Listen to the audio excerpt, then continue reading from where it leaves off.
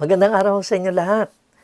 Binabati ko po kayo lahat ng mga nanonood sa ating online streaming. Una-una dito po sa mga taga GenSan. At of course, sa lahat po, buong Mindanao po, lahat ng sumusubaybay po sa atin, hanggang maabot po tayo ng Visayas, Metro Manila at sa Luzon. Binabati rin po natin ang mga kasamahan po natin nanonood po mula sa Middle East, sa ilang bahagi sa Asia, at maging sa Australia. At kung kayo po ay gusto nang nanonood, kung kayo ngayon nanonood, gusto ho namin sana malaman kung saan ho kayo nagmumula. Kaya as you're watching, please write down kung watching from wherever place, kung saan po kayong lugar. Ngayon pong araw na to, gusto ko pong pamagatan ng ating mensahe ng when your normal is turned upside down. Papaliwanag ko po later on talaga yan. Charles Adams says, is an American cartoonist, normal is an illusion. What is normal for the spider is chaos for the fly. No, maaring normal sa isang tao, iba yung pagka-normal sa ibang tao, kanya kay iba-ibang klaseng buhay. Kasi ang pagiging normal, iba ho siya sa routine, ano? Kasi pag ang normal, hindi normal, balik na tayo sa normal. Ano ibig mong sabihin ng normal? Yung pare-parehas naman ginawa mo, yung ba yung normal? Hindi. Araw-araw, iba-iba nangyayari sa iyong buhay. So, anyway, kaya probably routine pero hindi pa rin siya normal. Ano? Marami kang routine na ginagawa. Ano ba yung normal na ginagasnan? Parang ganoon. Minsan ang akala natin na ito palaging ating ginagawa. Anyway, just in case, yung supposed normal na happening sa iyong buhay, paano pagka bumaliktad yan? Anong dapat natin gawin? Tori Spelling, an American actress and television personality and author, says, everybody knows there is no such thing as normal. There is no black and white definition of normal. Normal is subjective. There's only a messy, inconsistent, silly, hopeful version of how we feel most at home in our lives. No, talagang wala talaga in a sense yung pagiging normal. Iba-iba talaga yan. Kada araw, maski sabi mo, marami kang na ginawa, nagtrabaho ka, pero hindi parehas na parehas yan nangyari sa bawat araw. No? Although spontaneity or being spontaneous can be exciting, I think most of us, or most of the time, we like structure and routine. Gusto natin yung minsan pare-parehas. Unless, of course, you're watching a suspenseful, sabihin natin, na movie or TV na palabas, we like to know what's expected to happen. Hey, gusto natin, ano ba mangyari? Ano ba yung susunod? We like the comfort of normalcy. No? But the question is, what happens when your normal is turned upside down? Ano mangyayari kapag bumaliktad ang iyong buhay, bumaliktad yung kinagisnan mo, bumaliktad yung iyong normal na ginagawa? There are many events that could happen in our individual lives to cause this, yung to turn around.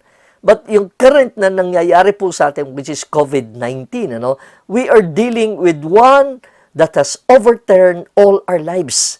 Grabe, binaliktad talaga nitong COVID-19 na coronavirus na to ang pamumuhay, ang pananaw, ang gawi na ginagawa ng mga tao. We all have to deal, in a sense, kaya ang tawag po nila, we all have to deal with a new normal. Bago na yung normal. Actually, pag bago na yung normal, mababago na naman yung supposed normal yan. Because when you look around, you see worry, you see fear, you see panic. No? Many people are anxious. So it's important that we don't get caught up in it na paano pag bumaliktad yung supposed to be na normal na nangyayari sa atin, ano magiging reaction natin? Sana hindi tayo talagang masira sa bagay niya, Meron pong tao or actually may gumawa po nito na para sa kanya 7 events that changed the path of world history. Actually, napakaraming events na dahil ang mga nangyari itong events na ito, bumaliktad, umikot ang mundo. Nagbago ang ikot ng mundo, nagbago ang pananaw sa mundo. Para sa tao na to, itong sa kanya 7 si Shadra Singh, ang kanyang talaan ng nangyari sa history na nagbago, una, the Renaissance, yung rebirth, that is 16th to 18th century. Next, yung Industrial Revolution that happened in the 18th and 19th century, nabago yung labor, nabago yung gamit ng mga machines. So, nakatulong yun sa mundo, sa pagtatrabaho. Sa kanya, ang third, yung American War of Independence in 18th century. The French Revolution, again, also in the 18th century. The First World War, para sa kanya, number 5, which happened in 1914 to 1918. Then, the sixth na event is the Second World War in 1939 to 1945. And the seventh na event is the 9/11 or September 2001. September 11, 2001. Kumbaga, nun nangyari yan. So, kumbaga, itong events na to, pagkatapos ng mga events na to, grabe, nag-iba ang lakbayin ng mundo, na either gumanda or nahirapan or something happened. There was a change. So ngayon, yung coronavirus, ganun din. Coronavirus has changed really the landscape of the world. The Politico magazine published an article entitled "Coronavirus Will Change the World Permanently" on March 19, 2020. Allow me to read portions of it. Nakalagay sa article, "A crisis on this scale can reorder society in dramatic ways, for better or worse. The scale of the coronavirus calls to mind 9/11 or the 2008 financial crisis, events that reshape society in lasting ways, from how we travel and buy homes to the level of security and surveillance we're accustomed to, and even to the language we use." Nabago-bago, ang dami na bago. Politico magazine surveyed more than 30 smart macro thinkers, and they have some news for you. Buckle in. This could be bigger. Partly sinulat nila, a global novel virus that keeps us contained in our homes, maybe for months, is already reorienting our relationship to government, to the outside world, even to each other. Some changes these experts expect to see in the coming months or years might feel unfamiliar or unsettling. Will nations stay closed? Will touch become taboo? What will become of restaurants? But crisis moments also present opportunity. More sophisticated and flexible use of technology, less polarization or division, a revived appreciation for the outdoors, and life's other simple pleasures. No one knows exactly what will come. But here is our best stab at a guide to the unknown ways that society, government, healthcare, the economy, our lifestyles, and more will change. Grabe, ang dami mababago. Yung normal natin, hindi na yung normal na supposed to be, we usually do things, mababago, magkakaiba ho talaga. Another American writer, Colleen Hawk, says, normalcy, again, for her, is an illusion. Each person is utterly unique. A standard of normalcy is something that most people of the world simply will never access. Grabe, iba-iba, bago. Kaya pagka yung normal, supposed to be na nakagawian natin, ginagawa natin, biglang nabaliktad, paano ho tayo mag-react doon? Paano ho natin dadaanan ang mga sitwasyon na nangyayari? Meron pong speech na maganda po na isang Ugandan, yung Ugandan presidency, Kaguta Museveni. Ito po, more or less, ang kanyang sinabi. God has a lot of work. He has the whole world to look after. He cannot just be here in Uganda looking after idiots. Maganda po itong kanyang statement. In a war situation, nobody asks anyone to stay indoors. You stay indoors by choice. In fact, if you have a basement, you hide there for as long as hostilities persist. No? Notice ang effect na nangyayari sa atin ng coronavirus. During a war, inihambing niya, you don't insist on your freedom. You willingly give it up in exchange for survival. During a war, you don't complain of hunger. You bear hunger and pray that you live to it again. During a war, you don't argue about opening your business. You close your shop if you have the time and run for your life. You pray to outlive the war so that you can return to your business. That's if it has not been looted or destroyed by mortar fire. During a war, you are thankful to God for seeing another day in the land of the living. During a war, you don't worry about your children not going to school. You pray that the government does not forcefully enlist them as soldiers to be trained in the school premises now turned military depot. Grabe, iniambing niya. Yung coronavirus na to, parang sa gera, mabago talaga ang buhay natin. Continuing, sabi ng Ugandan president, the world is currently in a state of war. A war without guns and bullets, a war without human soldiers, a war without borders, a war without ceasefire agreements, a war without a war room, a war without sacred zones. The army in this war is without mercy. It is without any milk of human kindness. It is indiscriminate. It has no respect for children, women, or places of worship. This army is not interested in spoils of war. It has no intention of regime change. It is not concerned about the rich mineral resources underneath the earth. It is not even interested in religious, ethnic, or ideological hegemony or domination. Its ambition has nothing to do with racial superiority. It is an invisible, fleet-footed, and ruthlessly effective army. Grabe, its only agenda is a harvest of death. It is only satiated after turning the world into one big death field. Its capacity to achieve its aim is not in doubt. Without ground, amphibious, and aerial machines, it has bases in almost every country of the world. Its movement is not governed by any war convention or protocol. In short, it is a law unto itself.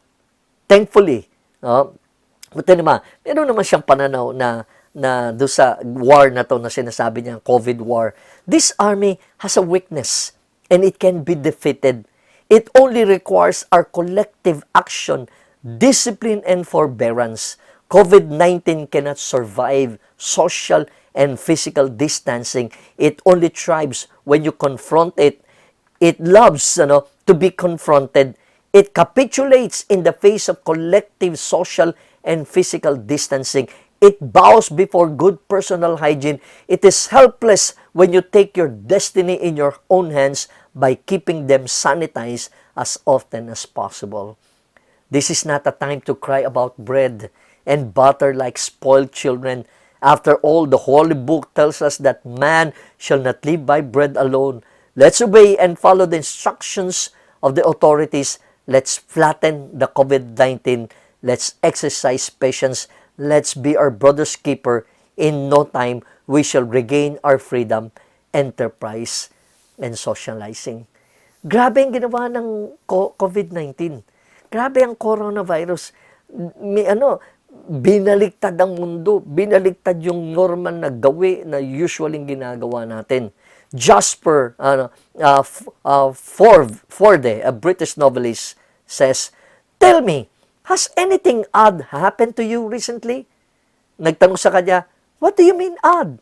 "Unusual, deviating from the customary, something outside the usual parameters of normalcy, an occurrence of unprecedented weird." Kumbaga, is there something odd that happened to you? Of course, para sa lahat ng tao, there's something odd that happened, and that is coronavirus. Talagang binaliktad ang the way we have been living life nitong coronavirus na to. That's why 2020, year 2020, will long be remembered as the year of the worldwide coronavirus pandemic. We have seen and experienced entire countries would close down, commerce would slow down to a crawl, nahihirapan na ang iba. Whole cities or states and communities shut off and placed in quarantine. Yung iba talagang total lockdown. Every day we hear hundreds of people getting the infection, or thousands all over the world, and death count soaring, tumataas ang mga namamatay. Of course, may maganda rin mga balita na marami naman nakaka-recover, mas marami nakaka-recover, kesa na sa mga namamatay. But anyway, masses are out of work, beaches are vacant, store shelves are empty. It's like people are preparing for the apocalypse eh. Para bang yung end times ang dating sa ibang tao eh. So, the question is, where does it end? People are in panic. People are afraid. How do we respond to all of this? Itong nangyari na to as individuals, as a nation. Kaya our response in the midst of a worldwide crisis is our kumbaga subject. Kailangan natin malaman ang sagot diyan. The question dahil nga sa sitwasyon sa hindi normal na ngayon, kumbaga ang nangyayari na baliktad yung mga sitwasyon sa ating pamumuhay. The question we will answer today is, what can help us to stay stable in times of instability? Marami ilang mga pinagkuhanan ko po ng mga articles and po itong message nito. Anyway, we will answer that. What can help us to stay stable in times of instability? Today is a time of uncertainty and a time of instability. How do we respond? The first thing, very important, is God is there to keep us stable. Andiyan ang Diyos, para patatagin tayo. Robin Sharma wrote, people fear leaving their safe harbor of the known and venturing off into the unknown. Human beings crave certainty even when it limits them. Diba? Yung kadalasan ang attitude sa buhay, gusto ko yung siguro. Parang medyo sigurista tayo. Ayaw natin to harbor or to iwanan yung safe harbor nga ika nga ni Robin, venturing into the unknown. Gusto natin yung sigurado. But the irony is, we know life is unpredictable, but we mainly live in the predictable. Sa totoo naman, unpredictable naman ang buhay eh. Hindi mo alam kung ano mangyayari, kaya yung normal, it's not reality. Yung normal, parehas ngayon, yung ngayon, parehas ulit bukas. Yung ngayon, kakaiba kahapon. Kaya, unpredictable eh. Of course, there might be minor unpredictable things that happen somewhat regularly, but they're nothing too disturbing. Minsan, hindi kaabala tayo. But sometimes, they can be good things. Like a surprise visit or a sudden blessing. Yung mga unpredictable things na happening, minsan natatakot tayo. Uncertainty kasi yan eh. Ayaw natin yung mga unpredictable eh. Gusto sigurado para parang may kumbaga parang akala natin secured tayo dun kapag certain, Pero sa buhay, there's no such thing as predictable. Hindi mo lahat mapipredict. There will be uncertain things, there are uncertainties, there will be unpredictable things that will happen in our life. And so, how do we stand? William Congreve, an English playwright and poet, says, uncertainty and expectation are the joys of life. Security is an insipid thing. Insipid means bland or dull. Parang matabang. The joys of life are because of the uncertainties and the expectations of, in a sense, expecting some adventure to happen in life. Yung bang, dahil hindi ka sigurado, minsan may mga joys na mangyari dahil dun sa mga bagay na yun eh. Charles Wendell, share this story. In the northeastern United States, codfish, or sa Tagalog ito, bacalao, o maski sa Cebuano bacalao, ito yung lean white flesh ang kanya, no? Itong mga codfish na to. They are not only delectable, they are a big commercial business, no, sa Amerika. There's a market for eastern cod all over, especially in sections farthest removed from the northeast coastline. But the public demand brought a problem to the shippers nitong codfish. At first, ang ginawa nila, finris nila itong codfish. Then, shinip nila kung saan, But the freeze took away much of the flavor. So, they experimented with shipping the codfish alive, in tanks of seawater, but that proved even worse. Not only was it more expensive, but the cod still lost its flavor. And in addition, it became soft and mushy. No? Hindi maging masarap. No, kahit buhay yung codfish, sabi mo, sariwa, pero hindi na siya masarap. The texture was seriously affected. So, merong isang tao nagkaroon ng creative idea, masolve yung problem in a most innovative manner. Paano ginawa niya para manatili talagang totoong sariwa ang mga codfish? The codfish were placed in the tank along with their natural enemy, the catfish, yung hito. Pinagsama po yung codfish at saka catfish sa isang tangke. Para bang isipin mo, bakit grabe, baka mamatay yung mga codfish na yan. Ang nangyari po, from the time the codfish left the East Coast until it arrived in its westernmost destination, those ornery catfish chased the cod all over the tank. Hinabol ng hito yung codfish na yon. And you guess, when the cod arrived at the market, they were as fresh as when they were first caught. There was no loss of flavor, nor was the texture affected.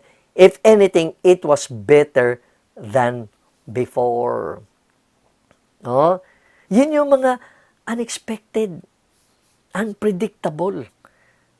Hindi yung normal na natural, yung nagsosolo lang yung catfish. Dahil may catfish, lalo siyang naging sariwa at naging masarap. Di ba? Parang ganun sa buhay. Pag masyadong komportable ang buhay, panghihinaan ka eh. Tatamarin ka sa buhay pag masyadong simple. Wala kang challenge sa buhay. Kinakailangan ng challenge para lalo kang maging sariwa kagaya ng codfish. Now, since what we could consider to be a major irregular moment comes so infrequently, we don't give it much thought until it happens. But when they do happen, they can fill us with deep concern. Pagka yung mga hindi masyadong normal nangyayari sa ating buhay, pero pagka madalas nangyari, biglang may tanong tayo, we start playing the what if game. Ito na yung tanong natin, what if? Para bang itong coronavirus? Parang yung mga dating nangyari sa ating buhay, what if? What if I lose my job? What if I get the virus? What if we're all quarantined like other countries like Italy? Grabe yung pagka-quarantine sa kanila. Or paano yung pagka-in-absolute lockdown at ang tagal niyan? What if we spend all our money na ubus na dahil walang trabaho, naka-quarantine, walang kinikita, and maubusan na wala ka ng pambili ng pagkain? The scary thing about these what-ifs is that all these things could happen. Posible naman talaga mangyari yung mga what-ifs na yon. But the problem is, when we continue to play this game ng what-if, it can rule our thinking. Kayang kontrolin ng ating pag-iisip. And many of the what-ifs we raise up are predominantly far-fetched or unlikely to happen. Yung iba naman, pwedeng hindi mangyari. Yet, in our minds, we make them into probable outcome. Yung what-ifs na to, sa ating utak, parang inisip, nangyayari na. Kaya, dahil niisip na nating nangyayari na, nagkakaroon ng effect sa ating katawan, nagkakaroon ng effect sa ating health, no? Nagkakaroon ng effect sa ating pananaw sa ating buhay. No? When you have uncertainties, and mix them with fear of the unknown, you have the formula for instability. Kaya nagiging unstable tayo. No? Kaya tayo natataranta. No? William Dereshowitz, an American author, atheist, and sabi niya, don't play it safe. Resist the seductions of the cowardly values our society has come to prize so highly. Comfort, convenience, security, predictability, control. These two are nets. Above all, resist the fear of failure. Yes, you will make mistakes, but they will be your mistakes, not someone else. And you will survive them. And you will know yourself better for having made them, and you will be a fuller and a stronger person. Ang ganda, grabe. No, ang binavalue masyado ng society, comfort, convenience, security, predictability, and control. No, meron pong isang director, si Director Joey Reyes, nag-tweet po siya. Kasi siguro alam naman niya na ano po siya na bakit ang mga Korea, K-dramas ay masyadong love ng mga Pinoy. So nag-tweet po siya, ang tweet niya ganito, just wondering because I want to know what your thoughts, no? What makes Korean novelas such favorites for Filipinos? What makes them different? No? Bakit lalo ngayon sa dahil na quarantine tayo sa Netflix, ang dami mga Korean novelas na lumalabas. Sagot ng isang netizen doon sa in-enumerate niya ang pagkasulat niya, storylines are original and compelling even if K-drama cliches are present. Cinematography, OST or original soundtrack, actors and actresses are not in love teams that they have freedom to work with each other. 16 episodes in location. Oh, mabilis lang, 16 episodes lang. Another citizen suggested that the Philippines should try coming up with a historical teleserye. Research and produce. No, dahil nakapanood siya ng Korean novela na way back in 2005, yung Jewel in the Palace. Sabi ni Direct Reyes, they tried, pero ang GMA tried, pero mahirap talaga at magastos. Isa pa, daily ang telenovelas natin eh. It is called horizontal programming, kaya ang daling lumaylay at maumay ang mga tao. At higit sa lahat, mag-repeat ng story pati dialogue. No, ganun ang nangyari sa sobrang tagal, sobrang naging dragging ang Pinoy na telenovelas, kaya nakakasawaan. No? Sabi niya, the K-drama genre is diverse. The writer's imagination is wide and creative, even out of the box. Hindi predictable. The stories are engaging. You wouldn't know what to expect. Kaya maraming nakagusto ang mga kilalang-kilala ngayon na mga telenovelas na of course ng K-dramas, Kingdom, Crash Landing on You, Itaewon Class, Hi Baby Mama, Hi Bye Mama, Money Game, so on and so forth. Bakit unpredictable? Bakit ibang storyline? No? Bakit out of the box? No? Bakit sila kumikita? Yung hindi predictable. Kaya parang ganun din sa buhay eh. Uncertainty, of course, fuels instability. Siyempre, pag uncertain, nakaka-unstable tayo dyan. Pero, pwede naman mangyari na kahit uncertain ang situation, we can still have that stability. Now, one reason why people are panicking right now is because their security system is being shaken.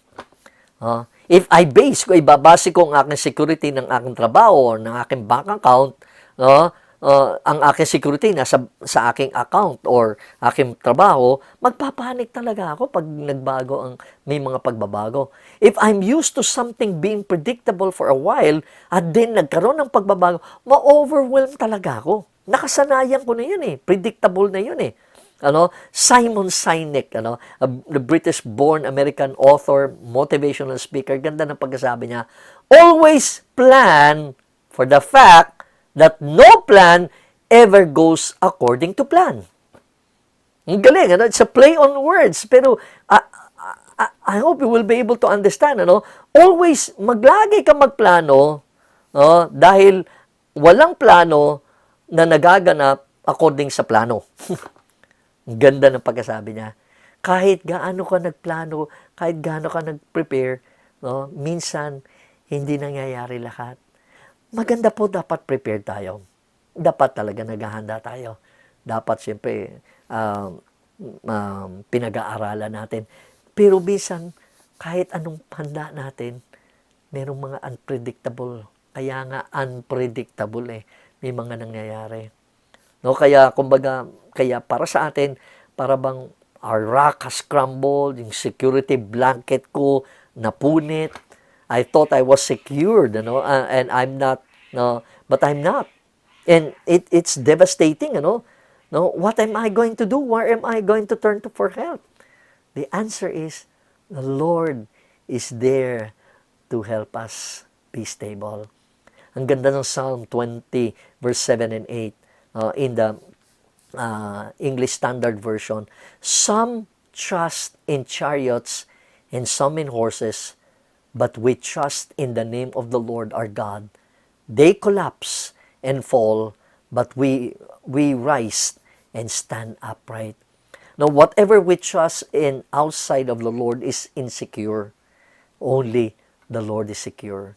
Kaya ang ating pagtitiwala ay sa Panginoon. Look at this poster. Uncertainty is the only certainty there is. And knowing how to live with insecurity is the only security. By John Allen. Magandang sabi po ni Gibo Teodoro. Sabi niya, the world you live in is unstable.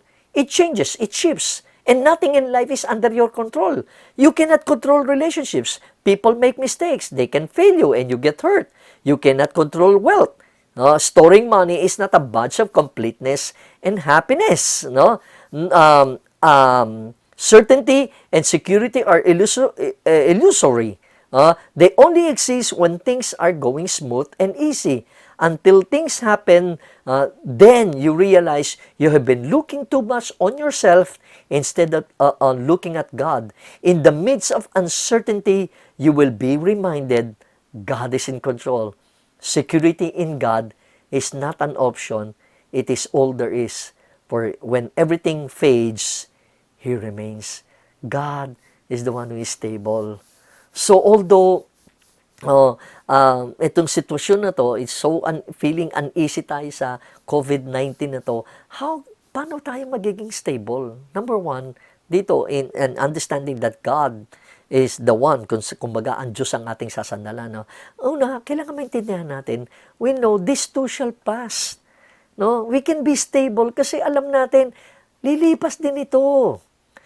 Ang mga bagyo na dinaanan natin sa Pilipinas, sa mga bagyo, normally parang 3 araw lang, nawawala na, dadaan lang talaga sa atin yan.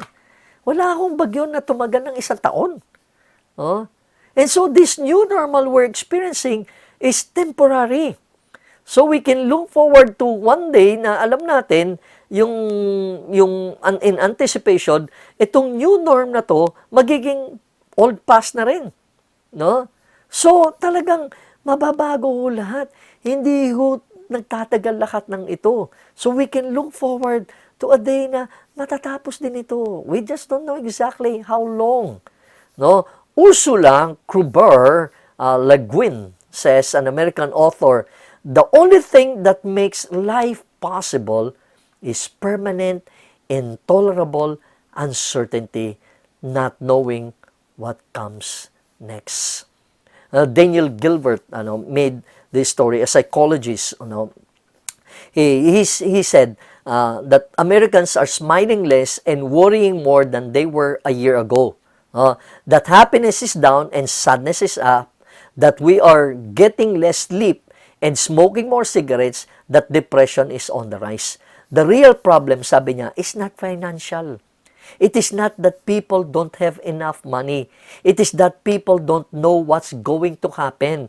Will I have a job next week? What's ahead in the future for me? Yun po ang mga tanong eh. The future seems threatening or at the very least uncertain, and that uncertainty puts people on edge. No? No, Professor Gilbert referred to a Dutch experiment where researchers told one group, sinabihan ng isang grupo ng mga tao, that they would receive 20 strong shocks. The researchers then told a second group, another group, that they would receive only 3 strong shocks along with 17 mild na shocks po na gagawin sa kanila. But they wouldn't know when the strong shocks would come. Anong resulta? Yung isang grupo, 20 na strong shocks. Yung isang pangalawang grupo, 3 lang ang strong shocks, pero hindi nila alam kung kailan yon. Anong resulta? Subjects in the second group sweated more and experienced faster heart rates. It was the uncertainty that caused their discomfort, not the intensity of the shocks. No?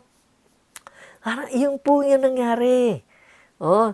Then, Daniel Gilbert, meron pang another experiment siya na hindi ko na lang basahin.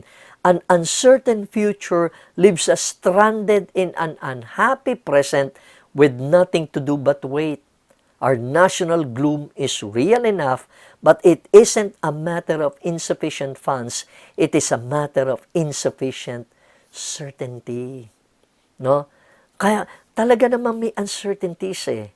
Kaya kung ang point lang, merong uncertainties, ang tanong, kanino ka nakatayo? Kanino ka naglilin? So, how can we be stable? Number 1, una, nililipas din ito. Ang pangalawa, focus on the positives. Now, what is going well? What is still intact? What is going right?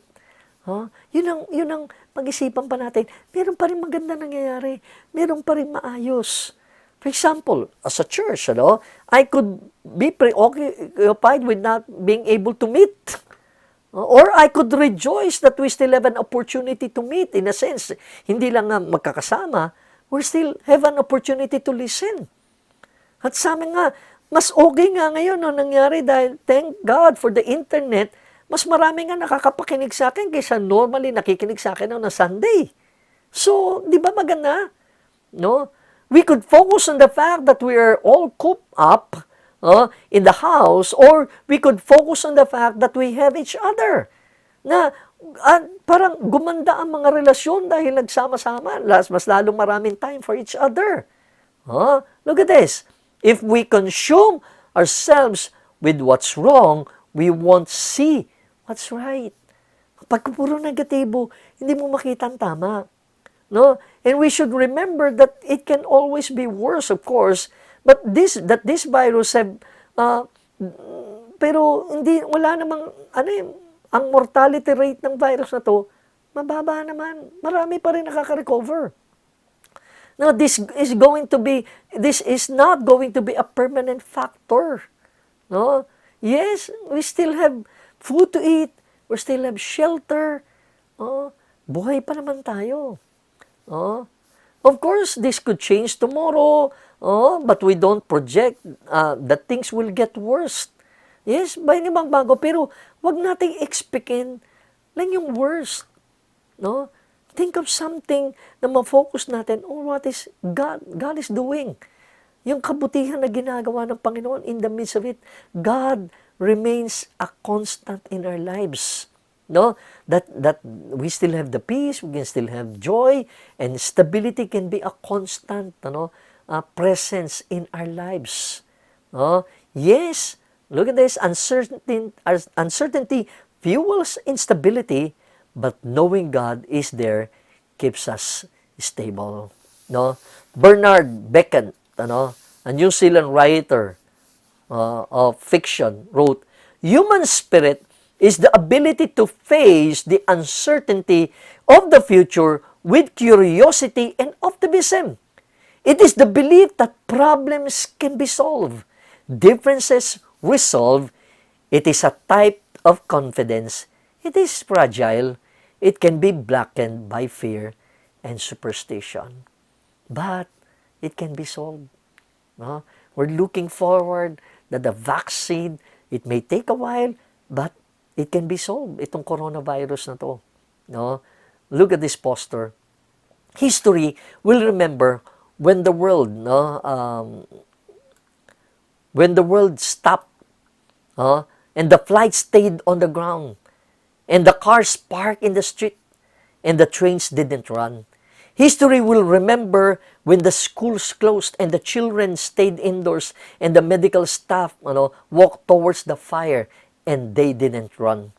History will remember when the people sang on their balconies in isolation but so very much together in courage and song.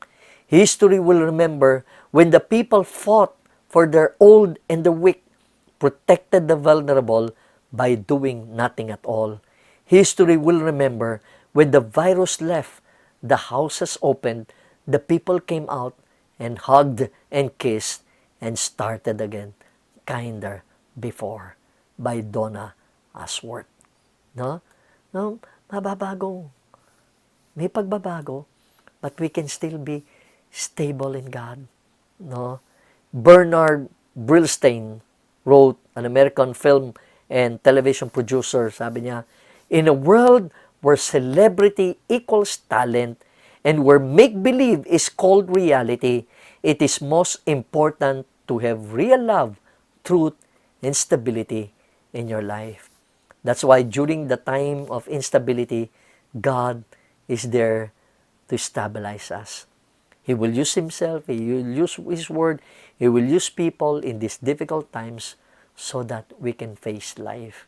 Francis Newton, if you allow yourself to get bothered by the change, then you're not stable. But God is so stable, and if you keep yourself to Him, that stability is going to come off on you too. No? Kaya, our security is in the Lord. The world seemingly is falling down around us, but we can still be at peace. No, we're not unmindful, we're not denying na totoo, na may masamang nangyayari. We are aware of what's happening, but because our confidence is placed in God, we can live in peace, we can live in love, we can live in harmony. Charles Windle beautifully said, you see, when we talk about perfect trust, we're talking about what gives us roots, character, and the stability to handle the hard times. Trusting God doesn't alter our circumstances. Perfect trust in Him changes us.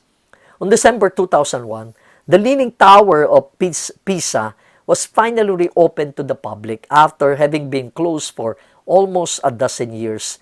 During the time, engineers completed a $25 million renovation project designed to stabilize the tower. Leaning nga kasi they removed 100 tons of dirt and reduced its famous lean by about 16 inches.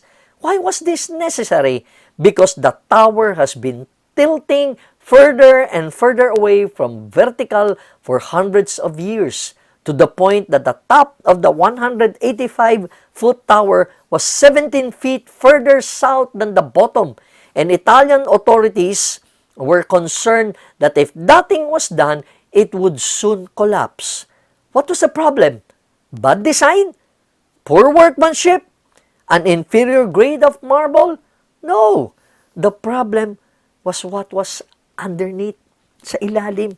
The sandy soil on which the city of Pisa was built was just not stable enough to support a monument of this size. The tower has had no firm foundation. Kaya ang pundasyon natin sa crisis, ang pundasyon natin sa uncertainties, sa unpredictability is God. So we are able to face those unpredictable moments, yung mga uncertainties that will happen in our life. Again, the question, what can help us to stay stable in times of instability. The second is, God is there when we sleep. Kung sakaling madulas po tayo o madapa tayo, andyan ang Panginoon. Psalm 94 verses 18 and 19, when David said, when my foot is slipping, your unfailing love, Lord, supported me. When anxiety was great within me, your consolation brought me joy. No? Yung sinabi ni David, my foot is slipping, he was referring to feeling weak in the face of the enemy's strength. Dito yung vulnerable state, no? He mentions parang probably taking off guard, and he started losing his footing, yung nawala na siya ng balanse, yung kanyang pundasyon. And we can be that way sometimes.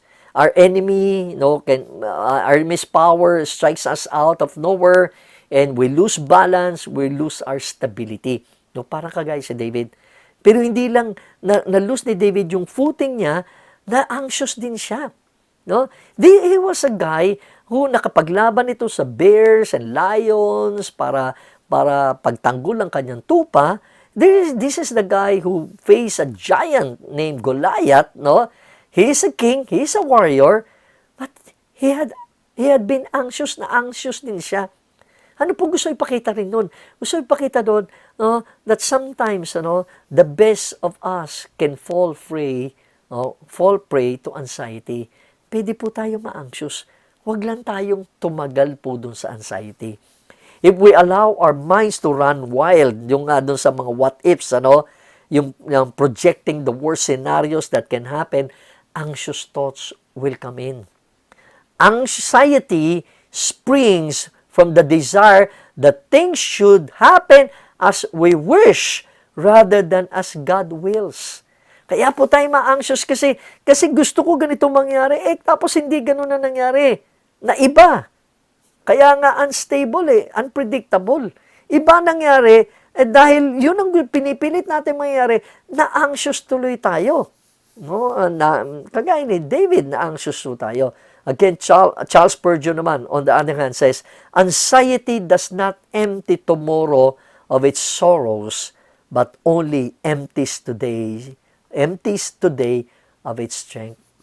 We are blindsided Hindi natin nakita, parang nabulag tayo. We begin to lose our spiritual footing. We start to fall. We can feel ourselves being taken down. We start to have unhealthy, instinctive reactions sa mga nangyayari, at more or less nagpapaniko tayo sa nangyayari sa atin. So, pero kay David, what supported him when his foot started to slip? It was God who supported him. Ang ibang translation mo sinasabi, God held me up. Inalalayan ako ng Panginoon. Hinawakan ako ng Panginoon. Yung pagmamahal ng Panginoon ang humawak sa akin. Nakapitan ko yung pagmamahal ng Lord. Faith Baldwin, an American author, says, man's world has become a nervous one, encompassed by anxiety. God's world is other than this, always balanced, calm, and in order. A disciple and his teacher one time were walking through a forest. This disciple was disturbed by the fact that his mind was in constant unrest. Yung parang hindi mapayapa yung kanyang isip. Tinanong niya yung teacher, why most people's minds are restless and only few possess a calm mind? What can one do to still the mind? Paano ba magkaroon ng stillness sa pag-iisip? And the teacher looked at the disciple and smiled. Sabi niya, I will tell you a story. An elephant was standing and picking leaves from a tree. Pumipitas ng leaves itong elepante. A small fly came by, flying and buzzing near its ear. The elephant drove it away with its long ears. Sa pamagitan ng tenga, natataboy niya. Then the fly, babalik na naman, and the elephant drove it once more and continued pag ganun, habang kumakain siya, ganun pa rin ang ganun yung So, it repeated yun several times. So, nagtanong ng elephant sa fly, why are you so restless and noisy? Why can't you stay just for a while in one place? Bakit hindi ka mapigil? Bakit hindi ka mapirmi? And the fly answered, I am attracted to whatever I see, hear, or smell. Basta makita ko, na-attract ako, maamoy ko, marinig ko, na-disturb ako. my five senses and everything that happens around me pull me constantly in all directions and I cannot resist them. Then the fly asked the elephant, what is your secret? How can you stay calm and still? And the elephant stopped eating and said, my five senses do not rule my attention. I am in control of my attention and I can direct it wherever I want. This helps me to get immersed in whatever I do and therefore keep my mind focused and calm. Kumbaga, concentrated siya. Focus siya. Now that I'm eating, sabi niya, I am completely immersed in eating. In this way, I can enjoy my food and chew it better. I control my attention and not the other way around. And this helps me stay peaceful. No? Kaya, pagka naalam natin, ang Diyos ang ating stability, alam natin na kahit bumagsak, anumang pagkakamali sa buhay, anumang difficulty, aangat tayo ng Panginoon, magiging stable tayo. Huh? And have you ever wondered, analogy lang po, why a horse is kept in a stable? Bakit nilalagay sa stable ang horse? Because a stable gives the horse security. A stable keeps the horse from getting loose. Kaya nga nilalagyan din ng takip kasi pagkaano madidistract eh. Kaya nilalagay sa stable kasi pwede siyang manipa kung ano-ano eh. So that's in the same way, we need to be kept from getting loose and getting our thoughts run wild. No? And so, kaya ang world, merong word po dito, di ba? Tinatranquilize. No? We need to tranquilize our spirit. If an animal is too wild, ang hayop is too wild, or potentially dangerous, the veterinarian, ang gagawin, itatranquilize itong hayop na ito para baka they can work on the hayop sa animals na ito. Sometimes, in a sense, we need to be tranquilized by God so God can work in us.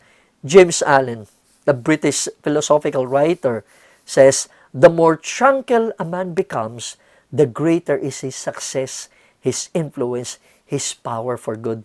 Calmness of mind is one of the beautiful jewels of wisdom and authentic happiness. Yung totoong kaligayahan.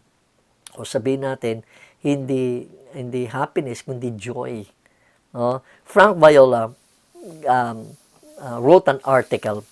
Ang tanong niya is, sa article niya, what's the real pandemic? It is this, the pursuit of happiness. That's right, happiness.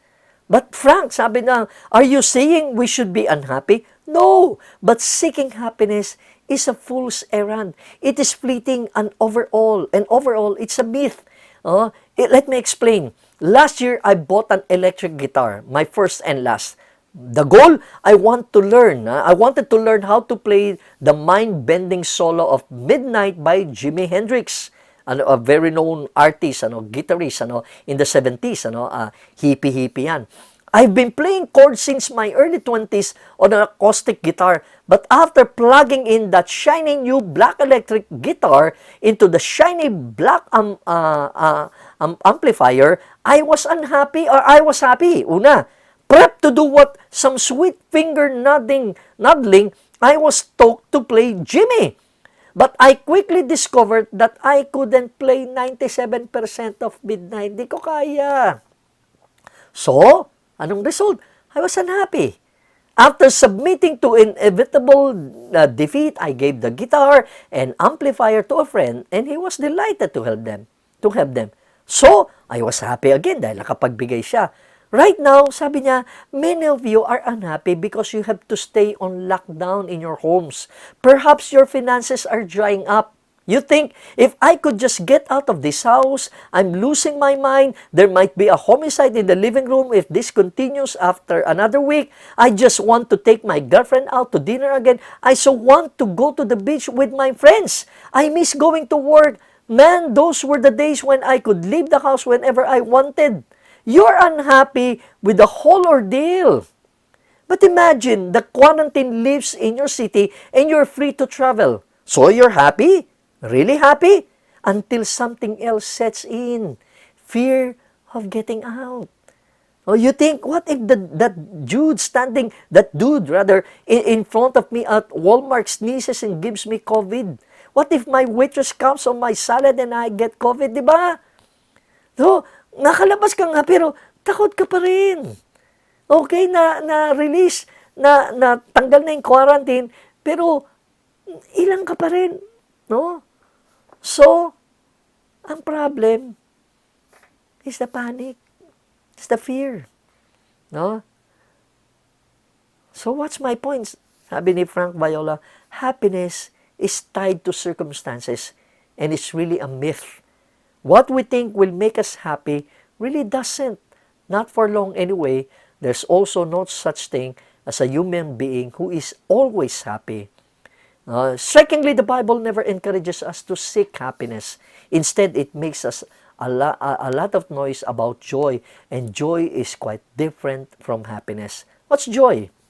Happiness is also different from contentment and well-being. So pursuing happiness is the real pandemic. Happiness and its twin sister pleasure are what's marketed to us at every turn. Buy this and you'll be happy. Do this and you'll be happy. Drink this and you'll be happy. Smoke this and you'll be happy. Watch this and you'll be happy. The pursuit of happiness is also the reason why erstwhile Christians have left Jesus Christ. Ayaw na nila sumunod sa Lord dahil hindi nabibigay lahat eh. Jesus doesn't deliver on making them happy. It is also why many Christians tolerate all sorts of ungodly things in their lives, things that falsely promise happiness. It's all a replay of the devil's offer in the garden. So here's my solution. Don't seek happiness. Seek joy. Seek contentment. Seek well-being. But that's not good advice either. Seek the kingdom of God. Peace and joy and contentment and well-being will come along with it. No? Seek the presence of God. Seek God. And you'll have stability in life. Seek God. And you will really find the contentment, the real happiness na talagang hinahangad mo sa iyong buhay. Now, when we think of the word stable, we think of words, ang ibig sabihin, kundi steady, firm, unwavering, secure. Di ba? But another word for stable can also mean, it can mean calm. Stable ka, kaya calm ka. Kaya, yung, di ba, yung, the Lord consoled me. The Lord, ginawa ng Lord kay David. Ang Lord ang nag-lift up sa kanya. Yung para, again, the soothing voice of God. And yun ang gusto ng Lord, makalma tayo, makalma ang ating puso. God's love and consolation is there to relieve us when we're anxious and rescue us when we sleep.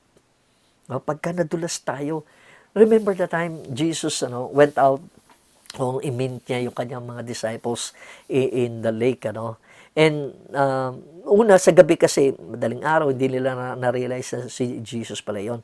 Then Peter had an idea. Makita natin sa Matthew 14 verses 28 to 32. Peter said to him, Lord, if it is you, command me to come to you on the water. Kasi hindi nila akala nga nila multo eh. And he said, come. And Peter got out of the boat and walked on the water and came toward Jesus. But seeing the wind, he became frightened and beginning to sink. He cried out, Lord, save me! Immediately, Jesus stretched out his hand and took hold of him and said to him, you of little faith, why did you doubt? When they got into the boat, the wind stopped. Remember, ang storya, lumabas sa boat si Peter, nakalakad siya. We don't know exactly nakailang steps siya. Kasi malayo nga si Jesus eh. So, nakailang steps siya. And he started to sink. Dahil nakita niya yung wind, nadama niya yung, kasi nakita yung wind. Kumbaga, ibig sabihin, nadama niya yung wind, nakita niya yung waves. Kaya, kumbaga, nalulunod siya, nag-sink siya. And Jesus pulled him up.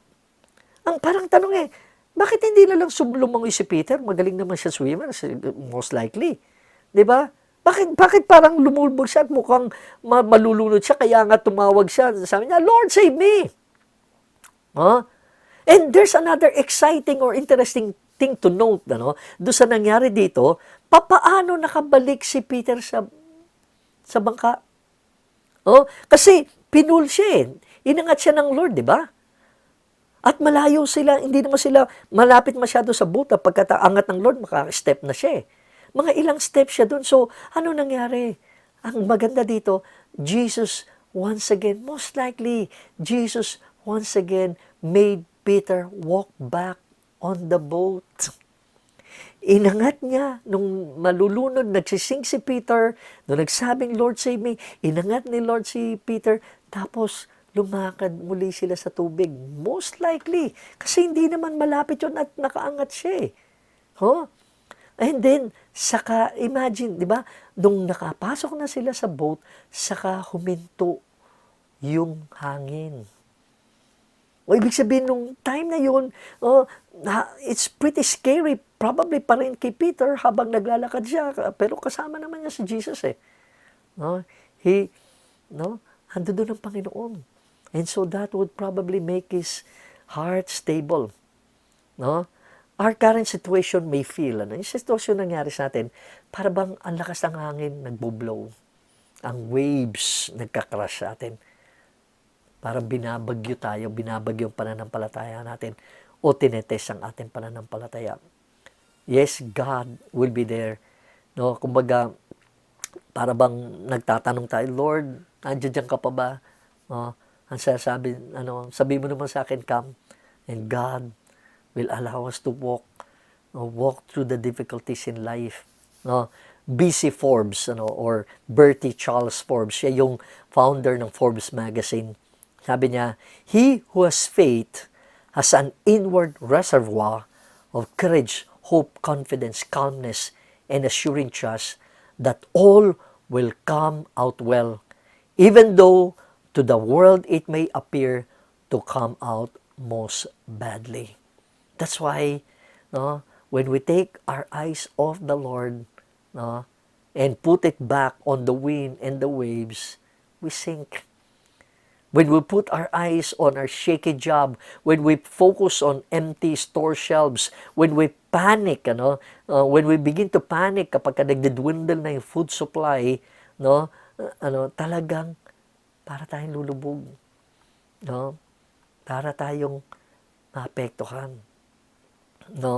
Clay Skipper wrote an article entitled, Why Quieting Your Mind is the Key to Unlocking a Better Life. At kinote niya si Ryan Holiday. Ryan Holiday on saying no, staying calm, and the cost of chasing after the wrong things. Let me just read portions ng article. Sabi daw ni Holiday, ni Ryan Holiday, to me, stillness is what makes life worth living. If you have all the money in the world and all the power in the world, but you are frantic at the mercy of your own thoughts, what's the point? Sabi ni Clay, pagkasulat niya, holiday stillness, though, is not just about sitting your way to personal serenity.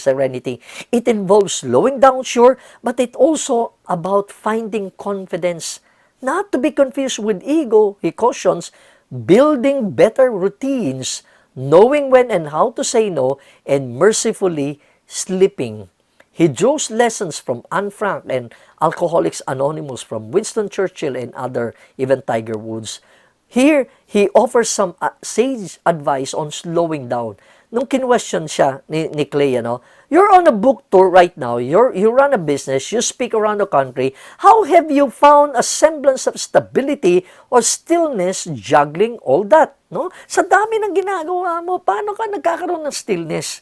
Ang sagot ni Ryan Holiday ganito, what I try to do is figure out what are the handful of things that I do every day.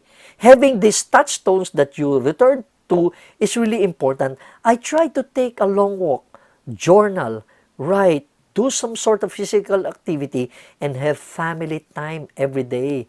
That also gives me a sense of whether I'm saying yes to the right opportunities or not.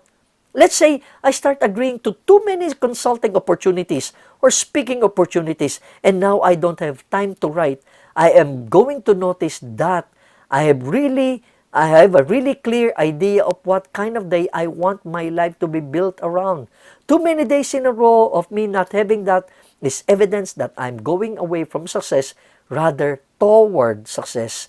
Even if I'm being compensated quite well or everyone else thinks it's glamorous and awesome. Stillness, yung calmness, yung pagiging kalma ng puso. Bakit? Kasi hindi iniisip lahat, hindi nagiging anxious sa maraming bagay. What can help us to stay stable in times of instability? Third, God is there to provide what we lack. 2 Corinthians 1:3, in the NIV reads, Praise be to the God and Father of our Lord Jesus Christ, the Father of compassion and the God of all comfort. No? Andyan. Ano ba yung kailangan? No?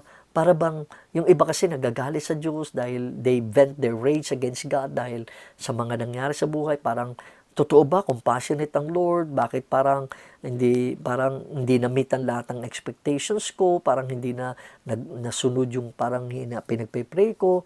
Kaya minsan, umaayaw sila sa Lord eh. Van Savner beautifully says, a Christian author, our efficiency without God's sufficiency is only a deficiency. Kaya again, binabalik ko lang tayo sa Diyos eh. Ang Diyos ang ating stability. Ang Diyos ang magpapakalma sa atin. Ang Diyos ay enough sa ating buhay. In Job 15 verses 11 to 13, si Eliphaz, yung kaibigan ni Job, ang nagsasalita dito, Are God's consolations not enough for you? Words spoken gently to you? Why has your heart carried you away, and why do your eyes flash so that you vent your rage against God and pour out such words from your mouth? No, parang nag-wonder si Eliphaz, bakit na-upset si Job? No? Yes, pag binasa natin ang book of Job, parang itong mga kaibigan ni Job, they're responding to an emotionally charged discourse with Job. Sinasagot nila yung mga sinasabi ni Job. Parang dating negatibo sila. No? Ang mali kasi nila, kasi inaccurate yung kanilang pag-esteem, tingin kay Job. Akala nila si Job willing to repent, unwilling to repent, at lahat ng mga nangyayari sa kanya ay dahil sa kanyang kasalanan. Mali yung premise nila eh. Kaya kung titingnan mo, yung parang statements nila, parang kung ikukonekta mo kay Job, parang mali kasi mali ang premise nila. Pero the words itself, are valid words. No?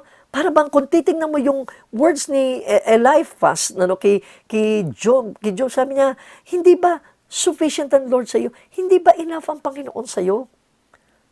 Nagkukulang ba ang Panginoon sa iyo? No, knowing rather that God is enough for us, kumbaga, makukontento ka sa buhay eh. Sufficient ang Panginoon. Bakit hindi natin makita na God is enough? Kasi nabingin na tayo eh. Ang atin napapakinggan, ang parang sigaw ng Diyos eh. Hindi natin nare-realize yung whisper ng Diyos, yung calmness na binibigay ng Lord sa ating buhay eh. Yung gentle voice of God nandiyan po. No? Because we do not really give God a chance. We turn to other methods na would give consolation sa ating buhay like alcohol, drugs, pills, food, no? Papakalma sa atin pero hindi tayo makalma. Instead of listening to God, God's gentle words and being consoled by them, people quickly turn to something inferior that will ultimately fall way short, of being able to give them the stability they crave. But understand, God is enough. Sufficient po ang Diyos. Max Lucado says, if God is enough for you, then you will always have enough because you will always have God. Ang Diyos, pag ang Diyos ay nasa iyo, makukumpleto ka. Kaya po, dahil kumpleto ka, makakagawa ka ng mabuti, ng maganda.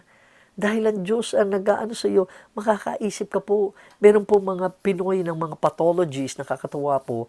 They created, ang mga speech pathologists po ito, they created a communication board to aid po yung mga health workers para makakommunicate po doon sa mga COVID-19 mga patients who are unable to speak due to intubation. No? So, ang mga pasyente, dahil hindi sila makakommunicate, so, nahihirapan po yung mga health workers paano intindihin. So, ang ginawa po nitong mga speech pathologists na to, they created a kit, a communication kit. Makita po nyo, yan, no? Tatlong klaseng picture po yan. Iba-iba po. Oh, yan. Iba-iba po yan. So, para bang ang ano yan, yung health worker, magagamit po ng health worker to communicate doon po sa ano, sa mga patient. Oh, at dahil nakaka-communicate sila, malalaman nila kung paano iti-treat ang mga ano. Of course, yung ibang mga pasyente mahirapan ano dahil talagang maring hindi na sila masyadong conscious, pero at least magagamit po ito. And sabi po ng ano ng mga ilang health care providers na natutuwa sila, very useful daw po. So, ang point po, pagka nakalma po tayo, nakakapakinig tayo sa Panginoon, magagawa po natin ang kalooban ng gusto ng Panginoon. What can help us to stay stable in times of instability? The fourth and the last, God is there as we face the crisis. Andiyan ang Diyos para maging stable ka. Andiyan ang Diyos para kung sakaling madulas ka. Andiyan ang Diyos para i-provide ko anong kulang sa iyo. At nandiyan ang Diyos talagang para maharap mo. No? God is enough. And because God is enough, we can be courageous. Yan ang sinulat ni Joshua. Yan ang sabi ng Lord sa kanya. Joshua chapter 1 verse 9. Haven't I commanded you, be strong and courageous. Do not be afraid or discouraged, for the Lord your God is with you wherever you go. Ito po kasi namatay na si Moses.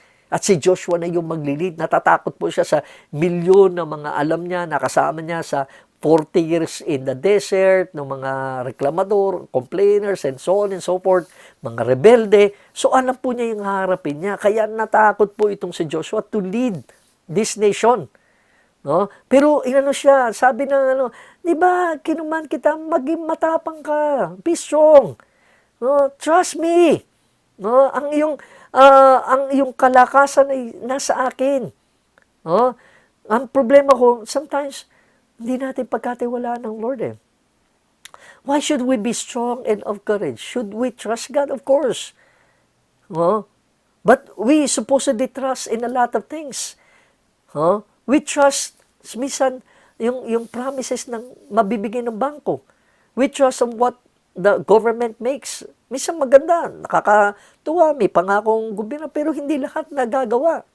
Sometimes we trust on the promises the politicians make. Huh? Kaya dahil hindi Diyos ang ating pagkatiwalaan, kaya lalaka talaga tayo ng takot. Matataka talaga tayo. But the promises of God are empowering. They have power. Ano bang promise ng Lord? Deuteronomy, 31 verse 6, ganun din ang command. Be strong and courageous. Do not be afraid or tremble at them, for the Lord your God is the one who goes with you. He will not fail you or forsake you. Ang Diyos ang kasama mo. Ang Diyos ang kasama natin dito sa trahedya na to, sa problema na to. Ang Diyos ang umaakay sa atin. And sabi, He will not fail you nor forsake you. Sa New Testament sa Hebrews chapter 13 verse 5, never will I leave you, never will I forsake you. No? Hindi sinabi diyan that God will be right behind us. Ang sinasabi diyan, God will be with us. That He will not fail us. He will not forsake us. No, kaya anong mangyari? Tatapang ho tayo. The word courageous has a meaning of very determined, to be resolute, to possess a strenuous mind. It is the quality of mind or spirit that enables a person to face difficulty, danger, pain with bravery. Na kaya mong harapin. Mahaharap mo. Meron pong isang tao, kinento si Adrian Rogers of a man, nagmamalang-yabang po siya. Nasabi niya, naputol po niya yung tail po ng isang man-eating lion with a pocket knife. Parang galing niya, parang tapang niya, parang naputol niya yung buntot ng leon. Oh, tinanong siya, grabe pero hindi ka ba kinagat? Paano, sana ang inuna mong putulin yung leon, yung ulo ng leon bago mo putulin yung kanyang buntot. Ang sagot ng mama, hindi, meron na nauna, pinutol na yung ulo, kaya ako na naputol yung buntot. Minsan po, matapang na lang tayo. Hindi dahil, no, dahil yung risk na harapin natin, hindi, madali na lang eh. Minsan matapang tayo dahil madali na lang eh. No, times are changing. No, we are filled with unprecedented happenings that ito po, grabe itong nangyayari sa atin. So we need the courage in the midst of crisis. Ralph Waldo Emerson wrote, "The wise man in the storm prays to God not for safety from danger, but for deliverance from fear. It is the storm within which endangers him, not the storm without." No? Yung nasa labas po ang nagpapahirap po sa atin. Yung sa loob po rather sa atin ang nagpapadelikado sa atin, yung storm po, yung takot. That's why we need courage. And God will be with us. And that's why we can have courage. Ryan Holiday po wrote an article, "The important thing is to be not afraid." Let me read. "In scary times, it is easy to be scared. Events can escalate at any moment. There is uncertainty. You could lose your job, then your house and your car. Something could happen, even happen with your kids. Of course, we're going to feel something when things are shaky like that. How could we not? Talaga. Maski nga mga Stoics, sabi niya, ito, kayang na ano rin sila. No, jumping lang sa article. "What is urgently needed today is a world of unlimited breaking news about pandemics or collapsing stock markets or military conflicts. Was what you did after that reaction. What mattered is what come next." There is a wonderful quote from Faulkner about this very idea. "Be scared," he wrote. "You cannot help that, but don't be afraid." Now, there's a difference in being scared and being afraid. A scare is a temporary rush of a feeling. Being afraid is an ongoing process. Fear is a state of being. The alertness that comes from being startled might even help you. It wakes you up. It puts your body in motion. It's what saves prey from the tiger and the tiger from the hunter. What fear and worry and anxiety? But fear, worry and anxiety, being afraid, that's not fight or flight. That's paralysis. That only makes things worse. Ang fear, napaparalyze tayo. Especially right now. Especially in a world that requires solutions to the many problems we face. They're certainly not going to solve themselves. And inaction or the wrong action may make them worse. It might put you in even more danger. An inability to learn, adapt, to embrace will change too. So, ano makakatulong? Training, courage. But that mainly, courage thing, which the Stoics held up as the most essential virtue. We need discipline, we need commitment, we need calm. Pero kailangan courage. One of my favorite explanations of this idea came from Canadian astronaut Chris Hadfield. It's not like astronauts are braver than other people. We're just, meticulously prepared. Dahil handa sila, kaya kumbaga, nakakapagpatuloy sila. Think about someone like John Glenn, the first American to orbit the Earth, whose heart rate never went above 100 beats per minute. The entire mission, that's what preparation does for you.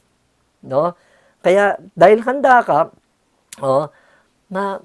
magkakaroon ka ng more or less ng stability. Pero hindi lang yan. Meron pong maganda pang dagdaga.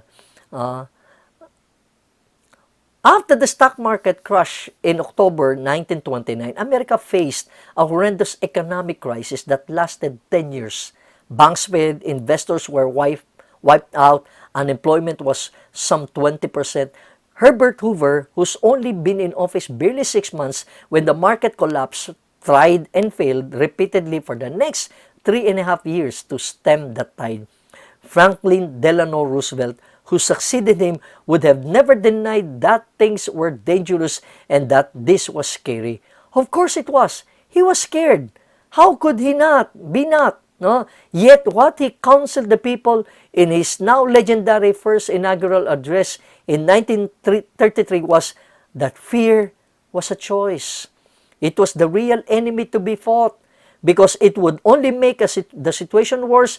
It would destroy the remaining banks. It would turn people against each other. It would prevent the implementation of cooperative solutions.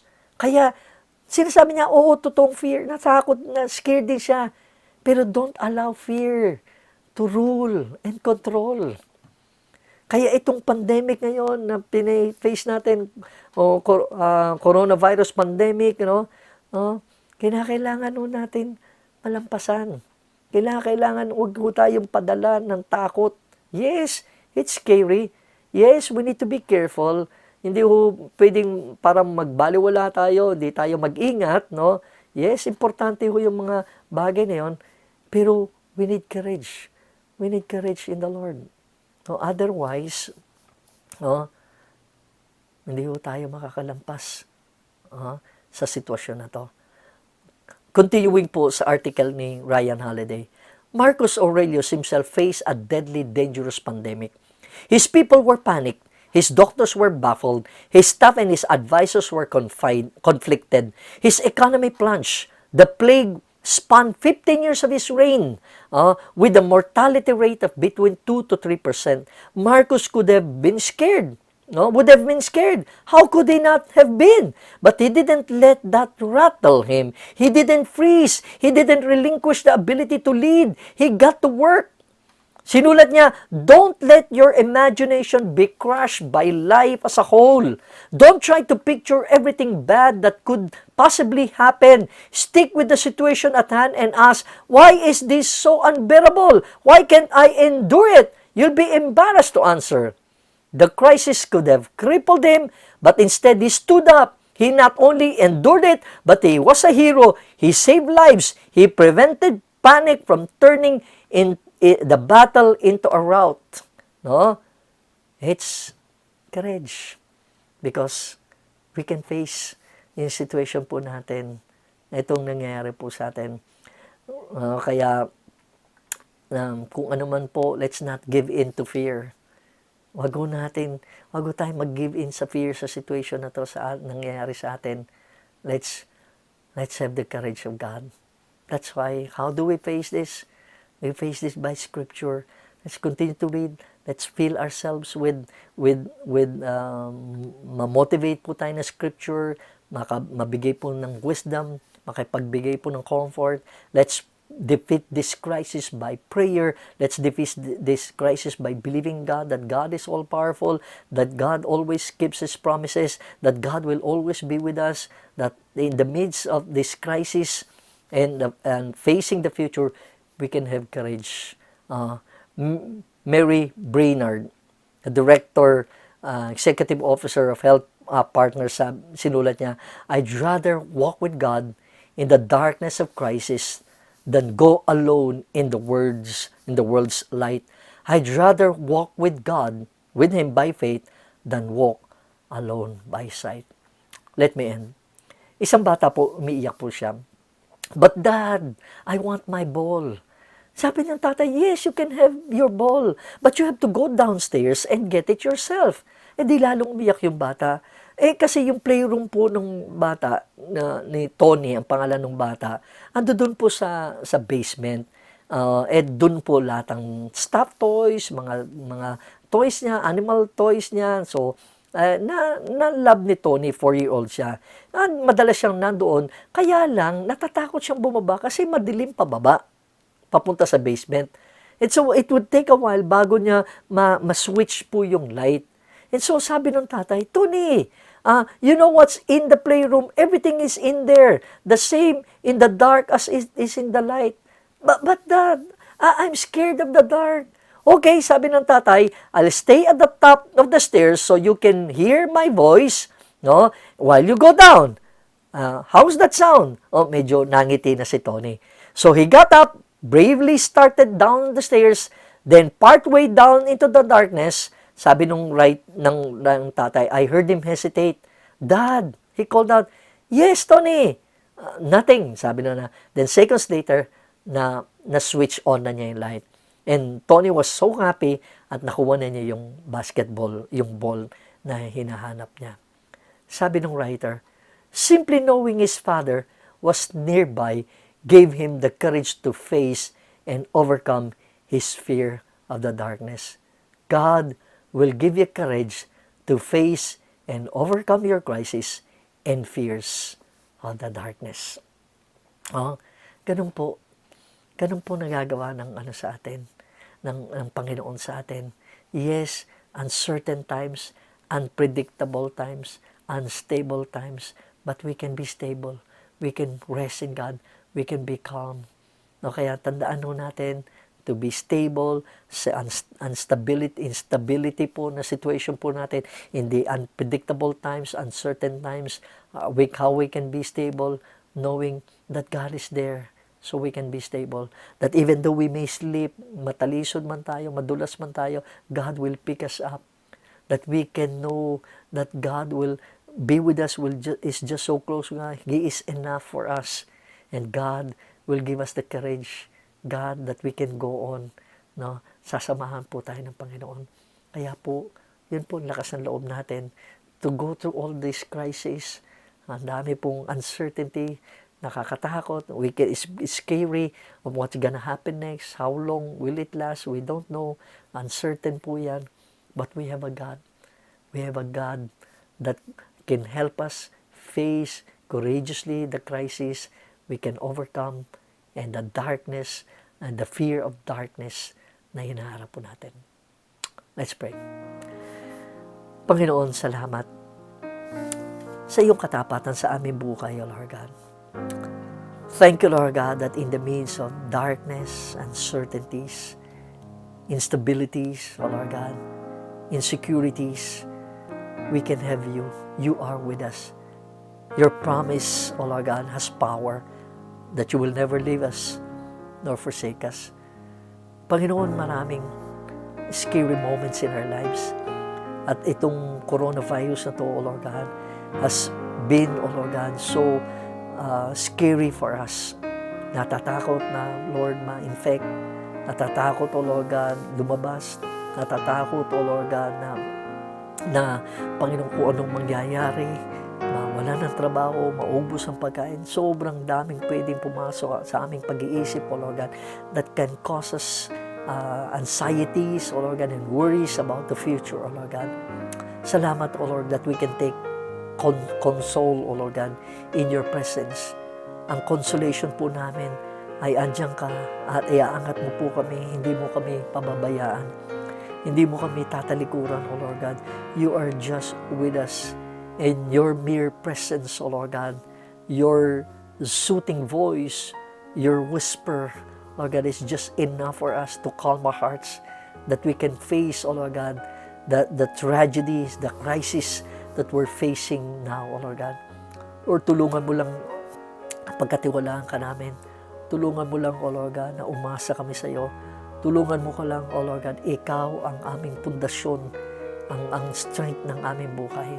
Salamat, Panginoon, O Lord God. We look forward to really seeing an answer, Lord God, to the vaccine, na mga scientists na naghahanap ng solusyon, Lord God. But in the meantime, we can rest in you. We are hoping in you, Lord God. Salamat, you will continue to protect us, our country, the whole world, Lord. Salamat, Panginoon, na ma-flatten ng curve. Salamat, Lord, sustain mo mga health workers. Salamat mo, sustain mo ang aming bansa, O Lord God. Napakaraming taong tutulungan. Salamat, Lord God, that our government is pushing, O Lord God, its resources, O Lord God, to help our people, Lord. Salamat mula sa aming presidente, O Lord God. Continue to take care of him, protect him, O Lord God.